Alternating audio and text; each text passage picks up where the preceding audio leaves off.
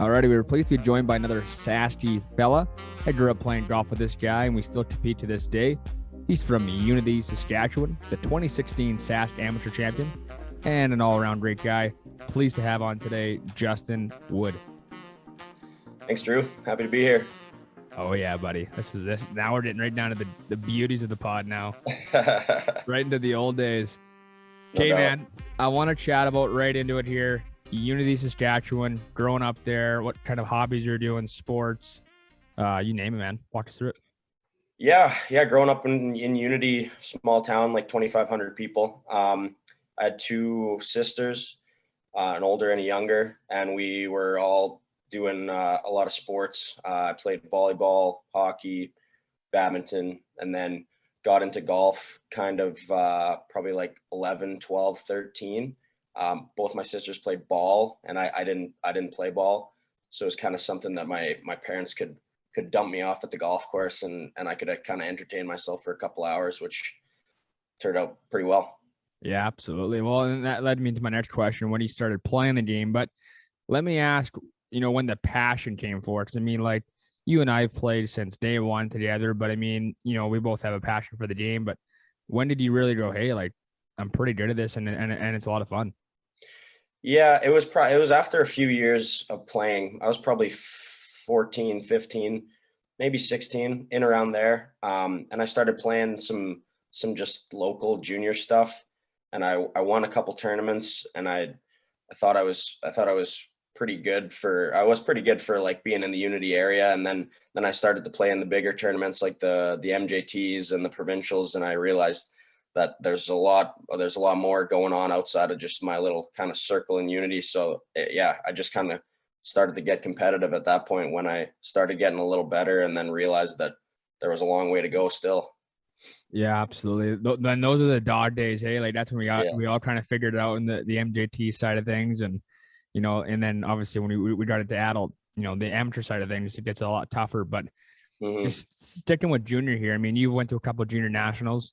Not a big deal. I haven't, but and I never will. But walk us through, I mentioned the junior days, but also the experiences you had at junior nationals.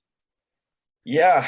I kind of had like my coming out party, I guess, was I can't remember what year it was, but there was a junior provincials in Swift Current at Chinook, and I shot 67 the first day and took the lead. And I don't think I'd shot under par in a tournament, like a bigger tournament, like an MJT or provincials before that. Yeah. And then I kind of kept it together and got one of the last couple national spots. And I remember going to Morgan Creek in BC, and for being my first nationals experience, I mean, the rough was super long. It was a long course, and I just, looking back, I was just not not prepared for that kind of like out of Saskatchewan golf experience.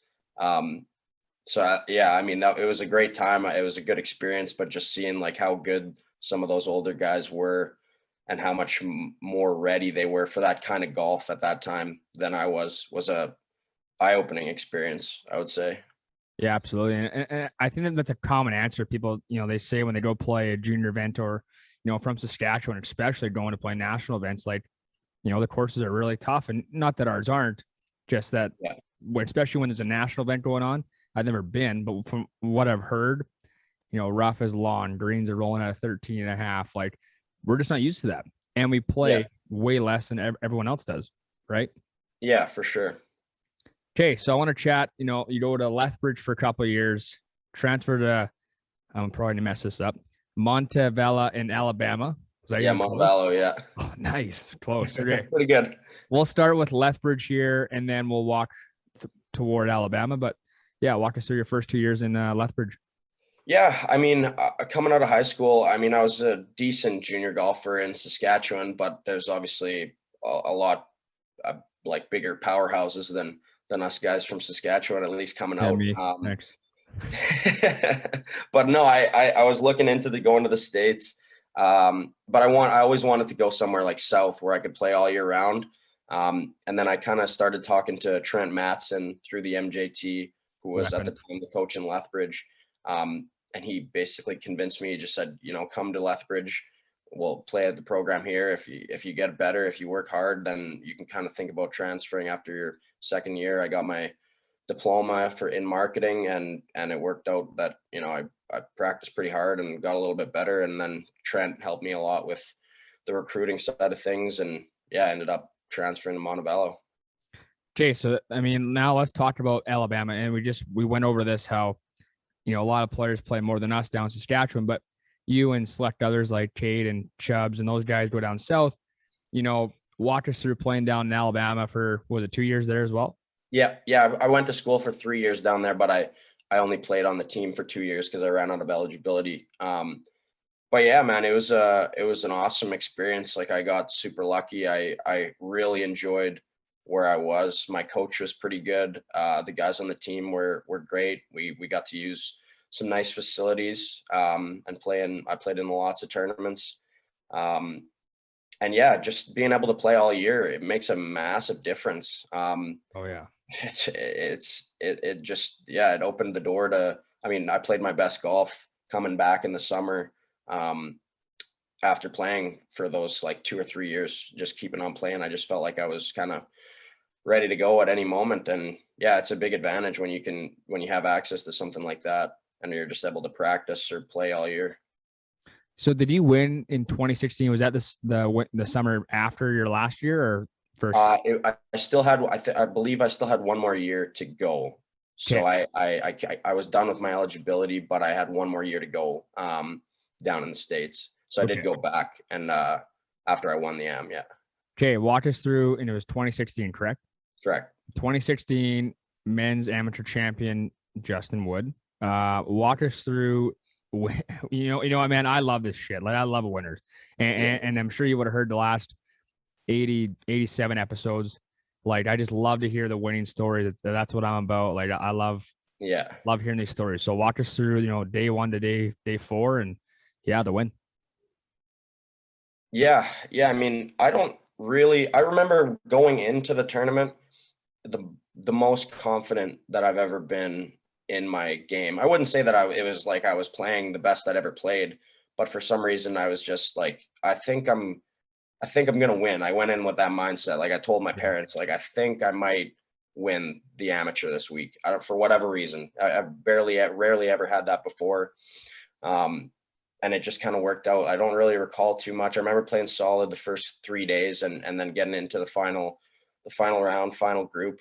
And then the final round was just a roller coaster. I mean, there was so much going on. Like, the first hole, I hit a approach shot, and it hits the flag on the fly and bounces out to 30 feet on the fringe. I'm like, okay, this is how this day is going to go. That's great. And then I cashed the 30-footer. So I'm like, okay, well, we're rolling again. And I hold out for eagle, from like 80 yards on number 6, and then made another birdie, and then had like 3 putts in a row. Like, there was just so much going on. You were fighting yourself the whole time. Yeah. I mean, it was emotionally, physically, exhausting. But I remember getting to 18, and I saw that Jeremy, I had a 4-stroke lead, and I was going to hit iron off the tee, and then I decided to hit driver. And my thought process was, if I hit it right or left, at least with driver, I'm already way up there, and I can take a drop if I hit a bad one. And of course, I hit probably the worst shot I've ever hit in my life. Just have to drop like 8 feet off the tee box, basically, because it went so far right into the hazard. And then I remember plugging like my 5th shot into the front bunker. But once I got it onto the green, I was like, okay, I've got 4 putts to get down from here from like 10 feet. I'm like, okay, I think we can do this now. But that 18th hole probably lasted about an hour and a half in my head. And you won at Warman, correct?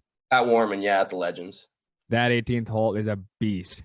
Yeah, I have a love-hate relationship with that hole for sure. I've seen even like, guys back when we were junior, I've seen guys like play that hole and they're like, yeah, I shot a 12 on this hole today. Like, it's easy to do. I mean, it sounds weird to say, but it's easy to do out there, especially, as you know, in Warman, the wind gets whipping. Oh yeah, 70K, and you're looking at hazard on the right, hazard on the left, skinny green, hazard up by the green. Like, it can get away from you quickly on that hole. everyone sees par 5 and green light. It's like it's playing like a par 6 today. So Yeah, no doubt. No doubt.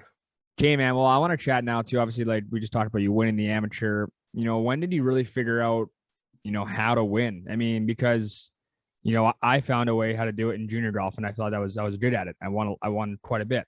Yeah. I haven't figured out at the amateur level yet, to the extent that you guys are on. But you know what? I want to just chat about maybe you learned down in college or you learned it after the amateur. Just walk us through all your success lately, and just how you really got your game carved. Yeah. I mean, I would say it's just kind of a mindset. Some of my best tournaments that I've had, I know my best performance in college, I definitely didn't have my best game, but the mental game and just being confident and like a never give up mentality and just believe, like that inner self belief that those guys out on tour have. It doesn't always come across for some of those guys. Yeah. Like for example, like a Brooks Koepka, it comes across like that guy believes in himself. He believes he's going to beat everybody every single day. Yeah. And it's that kind of mentality that I think people, it's tough because golf just beats you down. Like it's such a hard game. Oh yeah. And you're never going to play perfectly all the time, and you're never going to be playing your best going into every tournament. But I don't know, that seems to be at the base of all of my successful tournaments. Is I go in and I'm feeling like I'm ready to play well. It doesn't necessarily always happen, but I don't know if I've ever went into a tournament kind of doubting myself and then played well. Yeah, and that's a good analogy. I mean, I think that everyone should do that. I mean, like, how often do you go to a golf course saying, "Well, I'm not going to win today"? Like, Yeah. well, now you're already 5 shots back now of the guys in your group, right? There's 100 guys in the field, like, so you got to be confident for sure. And it's not cockiness; it's just being confident in yourself in your own game. So yeah, you need to have that internal self belief for sure. So speaking of the inner self belief and the confidence, you had a hell of a week up in Fort Mac, and correct me if I'm wrong, 3rd place. Yep, tied for third, and I believe the first or the best finish by a Saskatchewan player since Tyler Wright, Hall of Famer. Am I right or am I wrong there? Am I correct? Yep, you're correct. God, my notes are good, eh? Just kidding. Blank screen, all up here. I believe it. Okay, let's walk through, that week, man. I mean, you finished 3rd. You had a hell of a week. I watched, online. Walk us through it. Yeah, I mean, I'd heard that it was a tough course going in, not extremely long, but it just bush on every side. And then when we got there, I realized that, it was a tough course. The greens were rolling 11 and a half, 12-ish. So that's tough enough already. And then literally bush on every single shot. Like you could not take a shot off. And it didn't matter if you were hitting 5-iron off the tee or a driver. Like you had to get it in play. So it was a stressful course to play. But yeah, it kind of suited me. Like I was just hitting 3-wood off the tee a bunch of times, which I think is probably my best club in the bag. Started off pretty rocky. I flared a hybrid into the bush on my very first shot of the tournament, 3-putted, made triple. So I'm thinking, okay, that one. This is a great start. Love that. And then played really nicely from there. Played 3 under coming in on the last 17 and played pretty well again on the second day. And then, got into the final group, getting into the final group on the 3rd day, and then staying there for the 4th day. That was really big for me, for my confidence, because there've been guys at a national level too. Like and they're like, I've heard stories about some guys that have got into the final group on the 3rd or the last day, and they they don't play as well as they had been playing, and it's so easy to do. I mean, it's a stressful situation, and the golf courses are the line between 72 and 78 is razor thin.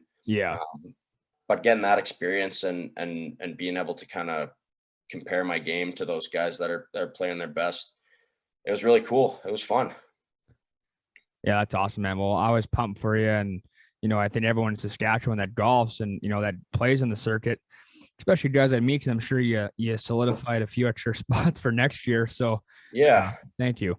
You mentioned how hard it was, but and this is another question I like to ask all you guys because we're the same age and we do the same golf. You know what I mean? We golf together all summer, but what preparation did you take differently going into the Mid-Am championships, and especially maybe even the last day?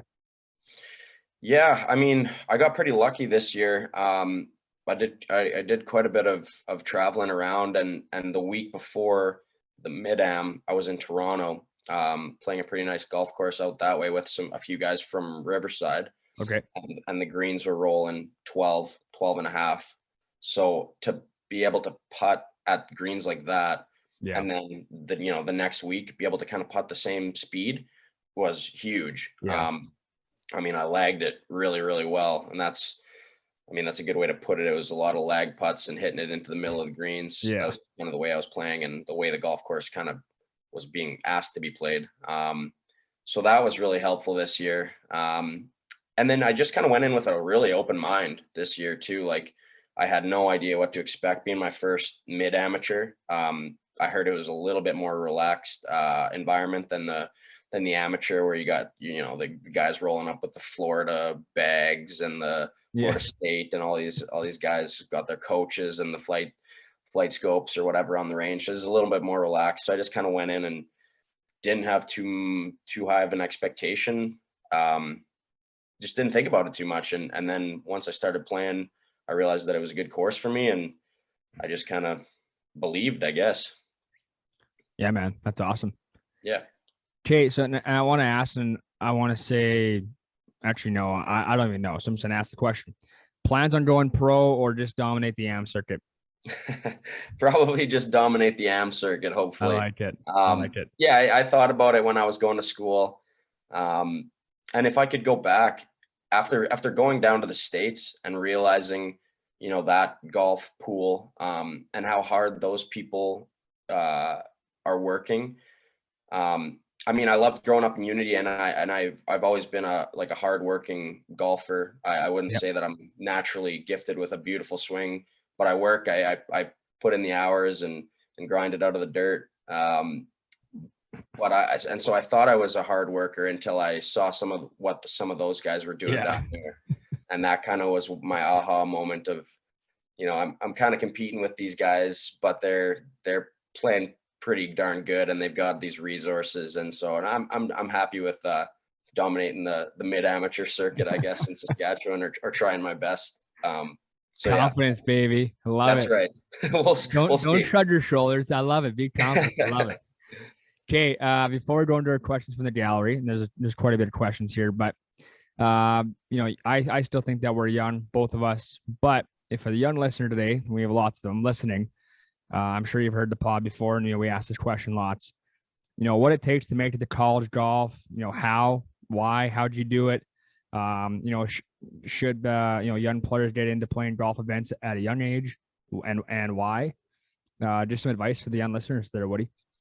Yeah, I mean, it kind of just goes off of what I was just saying. I mean, obviously, you want to have fun with the game. That's first and foremost. Yeah. But the harder you work, the better off you're going to be, and just know that the harder, I mean, there's always somebody that's working harder than you, and so that's kind of what I've kind of learned. And so yeah, just have fun with it, and it's good to play in a lot of tournaments, as long as you're having fun with it. But don't live and die by each tournament. I mean, you're not going to play your best every single time, but you're going to learn every single time. And you're going to learn how to grind when you're not playing your best, and you're going to learn how to play your best under pressure in those tournaments. And every experience just goes to the memory bank, and it'll help you down the road. So just have fun, work really hard, and yeah, just enjoy yourself.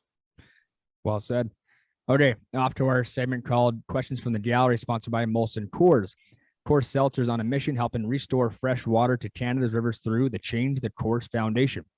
Enjoy the Coors Seltzer mixer pack with 4 great flavors: black cherry, mango, grapefruit, and lemon lime.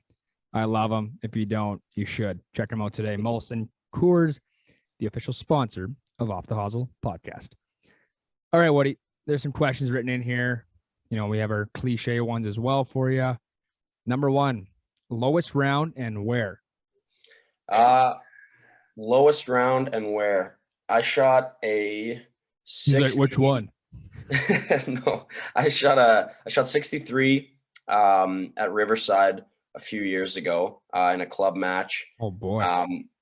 And lowest tournament round would be 64 this year at Dakota Dunes. Wow. Was that the Central Am? That was at the Central, yeah. And Nice. it could have, I mean, it could always be better, but I played the 5 par 5s in even par, which was a bit of a dagger. You were like 59 watch. Yeah, I mean, if it was, you expect to birdie a couple of them, right? But Exactly. I mean, can't be greedy. True. 64s are just Yes. score. Great score. Okay. 2 favorite course you've played and want to besides Augusta. Okay. Favorite course that I've played, probably Shoal Creek in Alabama. Was lucky enough to get out there with the team in Montevallo. Just a super, super private course, but super, super nice. Like just unbelievable conditions. Yeah. And then a place on my bucket list. I'd love to play the old course, obviously in St. Andrews. And I would love to play Royal Melbourne for whatever reason in Australia. I would love to play Royal Melbourne. Like when I see it on TV, just Australian golf in general with the greens like going straight into the sharply cut bunkers and just the way it looks down there, it just looks awesome. I'd love to get on a trip down there sometime. Okay, and I've heard to ask favorite golf course in Saskatchewan. Favorite course in Saskatchewan. I love North Battleford, man. I love that the is a North nice Battleford track. Golf and Country Club. It's super underrated and under the radar. They don't host a lot of golf sass stuff, so I don't think that a lot of people, and it's a little bit out of the way, so I don't think a lot of people have played it or played it much. But it's always in mint shape. The greens are the best in the province, or among the best in the province for sure. So that one has a soft spot for me for sure. And what is it saying? Every putt goes toward the river. Oh yeah, for sure. Yeah, those greens are tough to putt for sure. Yeah, they're nice. I like that track. Mm-hmm. Favorite beverage after a round? So at Riverside, I go with a 3/4 016, 1/4 Radler. That's the summer drink of choice if I'm chilling at Riverside. Woody, this is a Molson Coors sponsor. I know. It's what they have on tap. Davey's gonna beat the wheels off you now for saying. I know. Just edit that part out. Okay, are you a tune guy on the course or no tunes? I don't usually play tunes on the course, but I don't mind them on the course. I just don't usually do it myself. But if somebody else is playing tunes, I have no problem with it at all. Awesome. Yeah. Worst and best part of your golf game? Oh boy. Worst part is probably the driver. I don't drive it particularly well sometimes. Yeah, 300 yards on the fairway, right to left every time. That's boring. It's nice when it happens, but this year was not a driving the ball year. And probably the best part about my game would be the short game, chipping and putting. Putting this year was quite nice. You're a hell of a putter. Yeah. I rolled the rock well this year for sure. Okay. What happened at Redtail Wednesday night? We had a great night. Had a great steak supper. This was the trip to Ontario that I mentioned a little while ago with some of the Riverside guys. But yeah, it was a great night after a good day of golfing. Played 27 holes, got rained out, and during the rain delay, had a few adult beverages and the head hurt a little bit in the morning on Thursday. I'll say that much.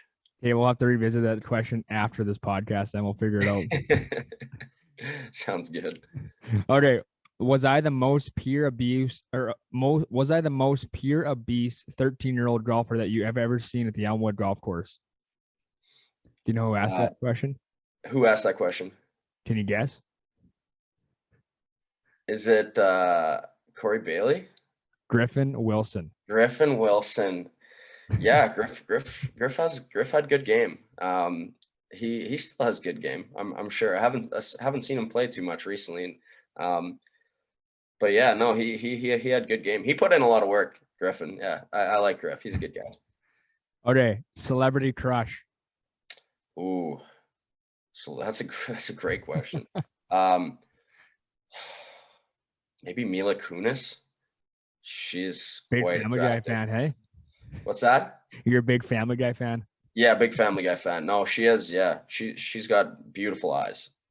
That's a valid point. Very Okay, true. I have one more for you here, and I just forgot it now. Oh, I didn't. The most money you've played for on the golf course. Um, well, it ended up not being given out because we got rain delayed at the Red Tail, but we were Oh playing wow. for a grand a guy, and that was a lot for especially for me. That was a lot. So I was pretty happy that it got rained out because we were kind of getting schwacked. It wasn't looking good. Oh boy. Yeah. Okay, actually, here's my last one here because I know that you used to use it. I'm not sure. Are you still using the 10-finger grip? Yes. I am a 10-finger guy through and through. Will that ever change? I will never change. I How many tried coaches have tried to change you? just well. I'll say this. So I took a few lessons from Dana Johnson in Okay. Battleford when I started, and he noticed right away, and he said you can change. And he's like, I think that you might be better off in the long run if you do change, but I'm not going to force you to change. So here's what it would be like. Go home and try this out. See if you're willing to make the commitment.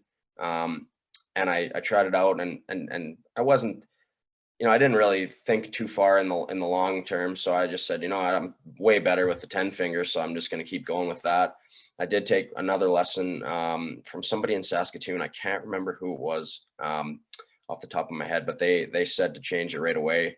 And then I just kind of tried it, and I played a couple rounds and just sucked with the interlock. So I went back to 10 finger again, and then ever since then took a couple lessons, but nobody's tried to switch it up because it's kind of like I've got this far already, So Dude, that's wild to think that you blocked a shot on 18 at the 2016 AM because I've never seen you hit a ball right ever. Like even in Yorkton and what year was that? Right to left, yeah, right? Like if there's spotters on the right, move left.